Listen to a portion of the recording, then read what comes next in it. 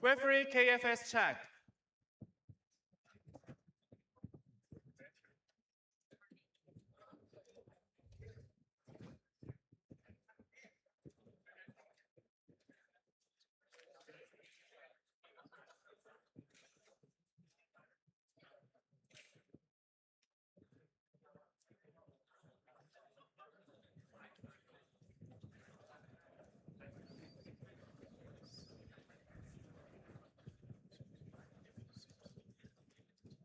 Blue team okay, red team okay. Ready for the game.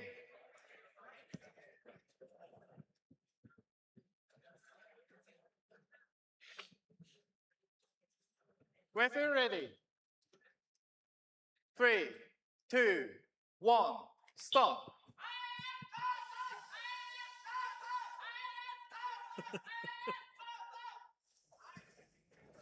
嗱，去到第7場嘅賽事啦，泰國隊再一次上場啦。咁亦都係同之前一樣，係聽到佢哋嘅啦啦隊啊，佢哋嘅同學們咧，亦都為佢哋打氣啊！睇下今次嘅表現會係點樣啊I mean, the smoothness in Zone 1 is always a very critical factor in the flow of the game.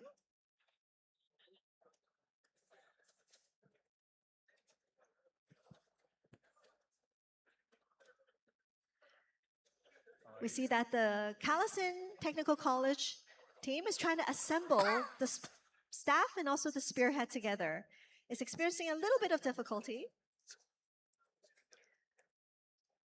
咦，我見呢一場兩隊都好似好眷戀喺第一個程序嗰度啊！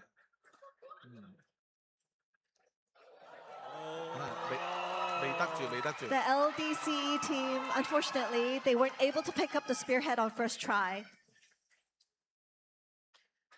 Moving into the forest area,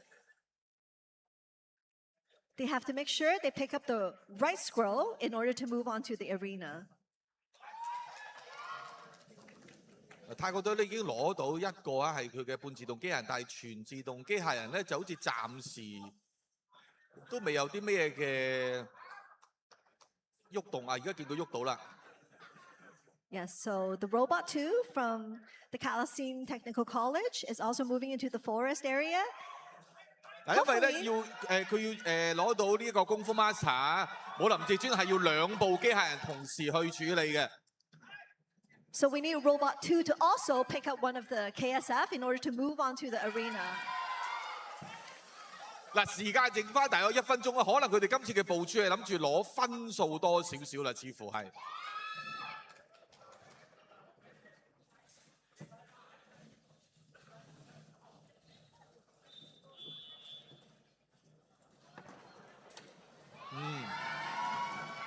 嗱，分數有進帳嘅。冇分嘅。係啊，但係剩翻半分鐘時間啦。咁啊 ，Georgia， 你見到咧，即係紅隊嗰度啦，佢嗰個 robot 咧，因為喺嗰個 forest 度攞唔到嗰個 KSF， 咁其實係咪一個例上佢哋一定要翻返去 Zone 1嗰度去調整啊？定係呢個純粹佢哋嘅策略一定要搞清楚佢哋個 robot 先再繼續咧？佢一定要靠個 R2 上去 Maple Forest 咧，攞翻 R2 本身嘅 KFS 嘅。咁所以變咗佢而家就係塞咗喺度啦，因為佢 even 擺晒落去嗰啲 R1 嗰啲冇用啊。可惜啦，時間進入倒數。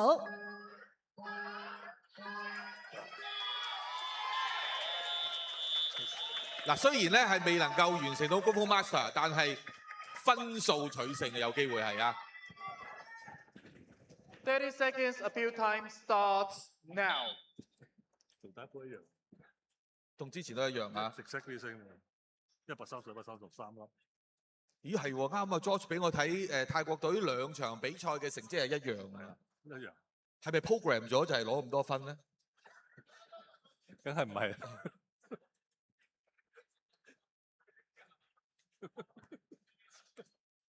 Exactly same.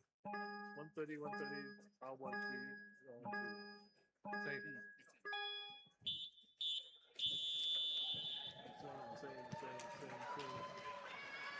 亦都好快嘅，已經得到阿 George 嘅簽字確認啦。麻煩阿 Rico 同我哋講講啱啱嗰場比賽嘅最後賽果係點樣先？ So finally, the red team, Kalasin Technical College from Thailand, has achieved 130 game scores to complete this game and win Game 7, with India's team achieving 0.